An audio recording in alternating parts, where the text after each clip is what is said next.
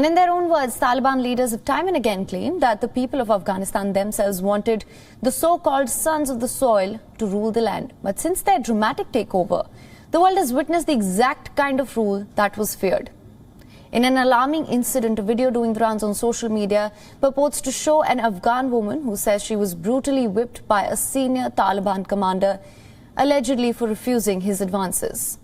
Now, WION cannot independently verify the visuals on your screens right now, but the video has a watermark of the Amaj News, a national news agency in Afghanistan. It shows a masked woman in hijab from Afghanistan's Herat who speaks to the camera detailing her abuse at the hands of a Taliban commander. The video then cuts to the point of a view of her back and later shows her legs and hands as well, full of what appears to be marks left behind on her skin by either a cane or a whip. In its defense, Taliban representatives at Afghanistan's acting ministry or interior affairs held a news conference with a young couple speaking to the press. A reporter is heard off screen asking the woman a question, who per Taliban statements claims to be the same woman from Herat who had alleged that a local commander had assaulted her. She now says that the incident never occurred and that it was her husband, the man seen on her left in this video, that beat her. All this was done in a presumable bid to facilitate her visa application on humanitarian grounds, which would go on to gather traction due to the nature of her allegation. While at the moment there is no independent confirmation of what exactly happened, in recent months similar reports against the Taliban have come out. Despite their assurances, young Afghan women are largely barred from schools or jobs. Their future has been thrown in a limbo.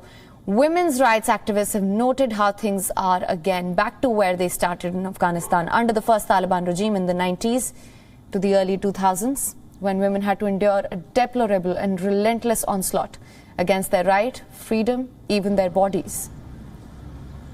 Since their dramatic takeover in August, hundreds of thousands of Afghan livelihoods have been lost.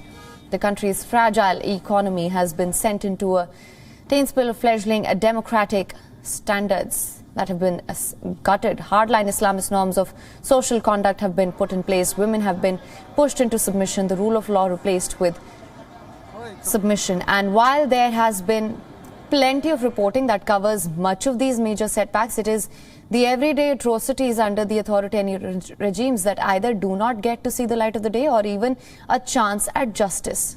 And while the Taliban can proclaim that this time it will be different, the burden of proof as well as accountability lies squarely in their own hands.